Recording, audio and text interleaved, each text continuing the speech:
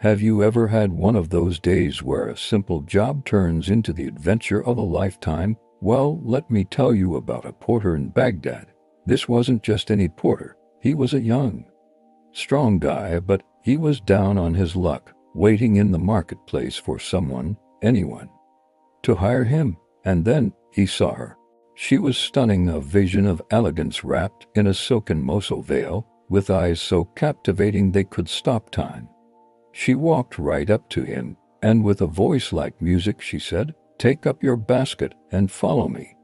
Just like that, his day went from 0 to 100. He grabbed his basket, feeling a jolt of excitement, and followed her into the bustling market. Their first stop was a fruit stand. She didn't just buy a few apples. She bought the best of everything: Syrian apples, Othmani quinces, Damascus jasmine, and fragrant water lilies. The basket started getting heavy, but the porter didn't mind one bit. He was completely mesmerized. Next, they went to a perfumer. She bought rare incenses, ambergris, and musk. The air around them smelled like paradise.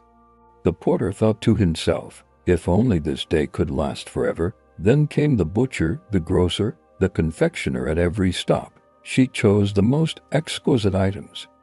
The basket was now overflowing with fine meats, rich spices, golden honey, and delicate sweets. It was a feast fit for a king, and the porter was lugging it all.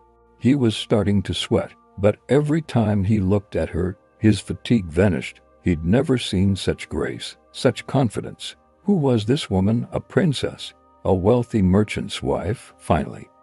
With the basket weighing a ton, she led him through a maze of quiet streets he'd never seen before.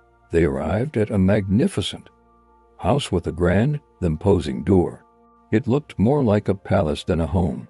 She knocked, and the door swung open, not by a servant, but by another woman, just as breathtakingly beautiful as the first. This second lady had a joyful, radiant face. When she saw the porter struggling with his heavy load, she smiled and said, "Welcome, oh porter, welcome."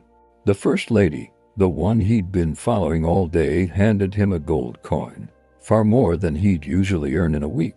"Take this," she said, "and go in peace. Any other day he would have thanked her and left without a second thought. But today was different. He couldn't just walk away. The mystery was too compelling. Where was he? Who were these women? And what were they planning with this incredible feast? He stood there, frozen, staring at the two ladies. Then the door opened wider, and a third woman appeared. She was, if possible, even more beautiful than the other two, with a dignified, almost regal presence. The three women together were like a constellation of stars. The porter's heart was pounding. He looked at the feast in his basket, then at the three women, and a bold, crazy idea popped into his head. He knew he was just a humble porter, but he felt an undeniable pull, a sense of belonging he couldn't explain. He had to know more. He had to be a part of their world, even for just one night. He watched as they started to unpack the basket, arranging the fruits and flowers with an artistic touch. The house was even more incredible. On the inside, plush carpets, silk cushions, and the scent of rare perfumes filling the air. It was a world of opulence and beauty he had only ever dreamed of. The ladies moved with a grace that was almost hypnotic. He was supposed to leave. His job was done, but his feet felt like they were rooted to the floor. He saw them setting up for a party, a very exclusive party. There were 3 of them, and everything seemed to be in sets of 3. An idea, a very audacious idea, began to form in his mind. He was just a common man, and they were like goddesses. But what did he have to lose? He had spent the whole day in their enchanting company, and the thought of returning to his drab, ordinary life was unbearable. He cleared his throat. Gathering all his courage, "Ladies," he began, his voice a little shaky, "you have here a magnificent feast. You have fruits, flowers, wine, and sweets. Everything is perfect. But you are missing one thing to make your gathering complete. The three women stopped what they were doing and turned to look at him, their expressions a mixture of surprise and curiosity. The first lady, his guide, raised an eyebrow. "And what might that be, oh porter?" she asked. Her voice laced with amusement. "You are three," he said, his confidence growing. "And a perfect party needs four. I could be your fourth. I am a man of some wit and can tell a good story.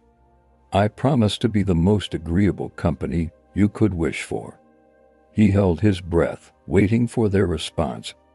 He expected them to laugh, to call him insolent, to throw him out. But they didn't. They looked at each other, a silent conversation passing between their beautiful eyes. A slow smile spread across the face of the second lady. The mystery of the house was about to deepen, and the porter was right in the middle of it. What do you think happens next? Does he get to stay for the party, or do they send him on his way? The answer is just the beginning of an even stranger tale. Thanks for watching. If you're as curious as the porter, make sure to like, subscribe, and hit that notification bell so you don't miss the next part of this incredible story. See you next time.